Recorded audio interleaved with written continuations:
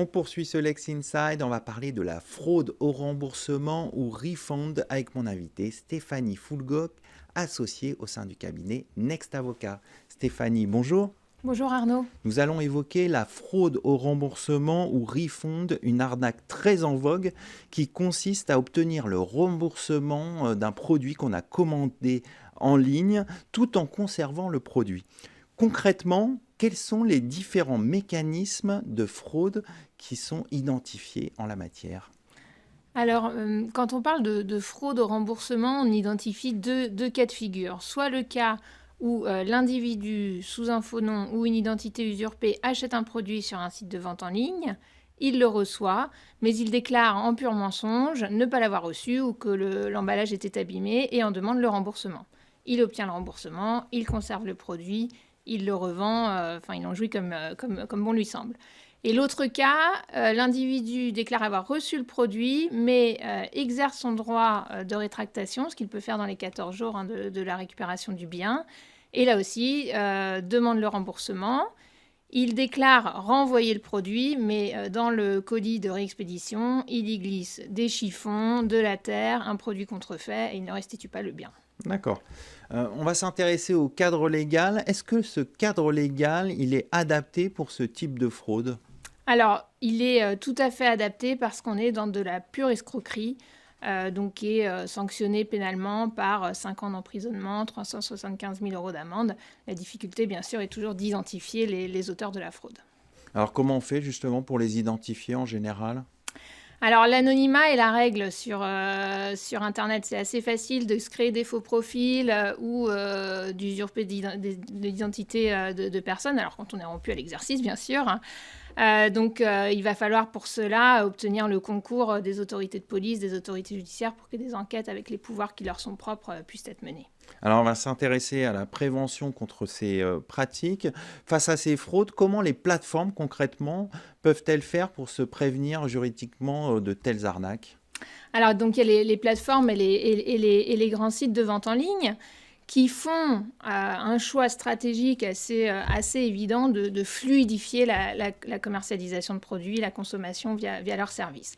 Donc, ils facilitent l'achat, ils facilitent le paiement et ils facilitent la livraison de façon à ce qu'elle soit très rapide, la livraison. Donc, de plus en plus, on voit que les colis sont livrés sur le paillasson, remis à un concierge, remis à un voisin. Il n'y a plus de dispositif très précis de contrôle de la preuve de la bonne réception par le destinataire de son colis. Donc C'est comme ça qu'il peut y avoir des abus. Exactement. C'est déjà un axe qui pourrait être renforcé par les grands acteurs de la vente en ligne, s'assurer d'une meilleure réception des colis par les destinataires. Là, on voit bien que la pression est mise sur les livreurs plutôt sur le chiffre que sur la collecte de cette preuve. Pour la politique, pour la fraude au remboursement, lorsqu'on exerce son droit de rétractation, c'est un peu plus fin parce que la réglementation dans le Code de la consommation prévoit que le commerçant doit rembourser la personne qui exerce son droit de rétractation à la première des deux dates suivantes, soit lorsque le commerçant récupère le bien, donc par exemple quand on décide de faire un retour en boutique, en magasin, soit lorsque le consommateur apporte la preuve de la réexpédition du bien.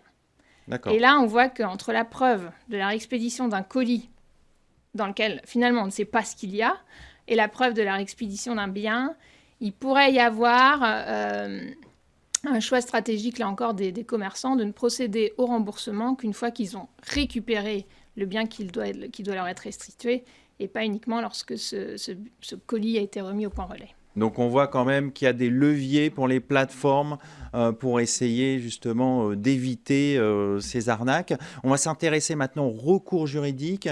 Quels sont les types de recours juridiques qui sont disponibles pour les plateformes d'e-commerce qui sont victimes de ces arnaques?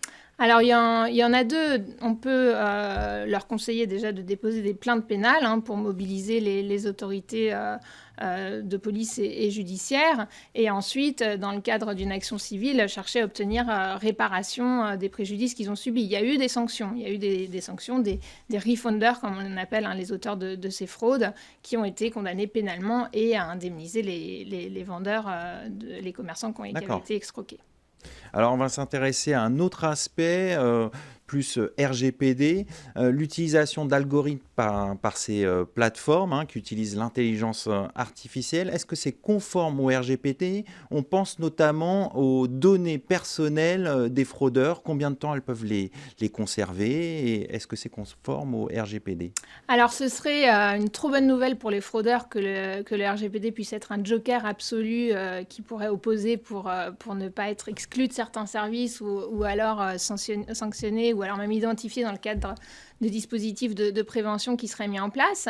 L'intelligence artificielle offre des solutions qui permettent d'automatiser un peu ces dispositifs de lutte antifraude qui peuvent être mis en place de façon tout à fait conforme au RGPD en effet.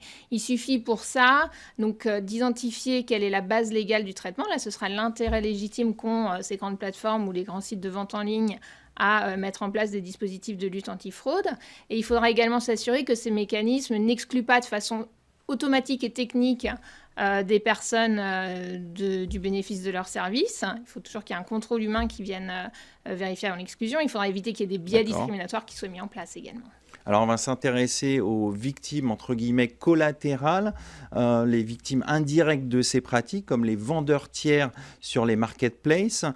Comment elles peuvent elles-mêmes engager des actions en justice pour justement avoir réparation des dommages? C'est effectivement un point important parce qu'un commerçant qui est référencé sur une marketplace va payer une commission à la marketplace dès qu'un bien qu'il propose sera commercialisé.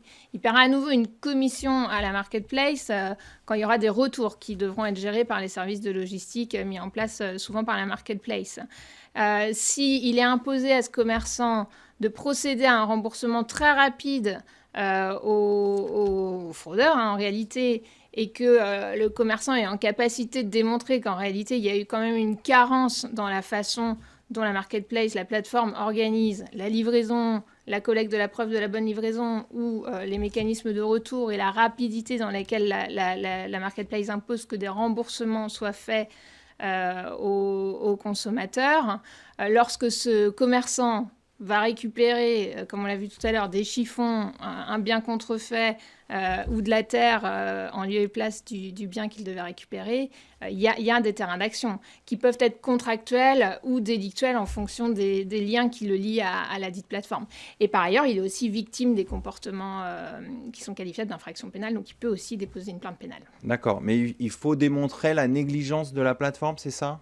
Oui, ou alors que les règles qui lui sont imposées à lui, commerçant par la marketplace, lui ont été imposées dans une situation d'abus de dépendance économique qu'il a envers la plateforme.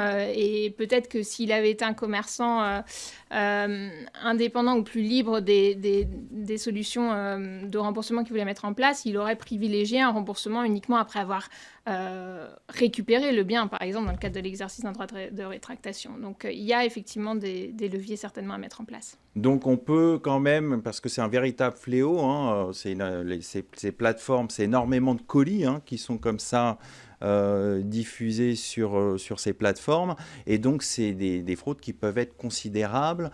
Et donc, c'est un travail aussi considérable pour les plateformes. Effectivement, il y a une recrudescence qui est constatée de ce type de fraude.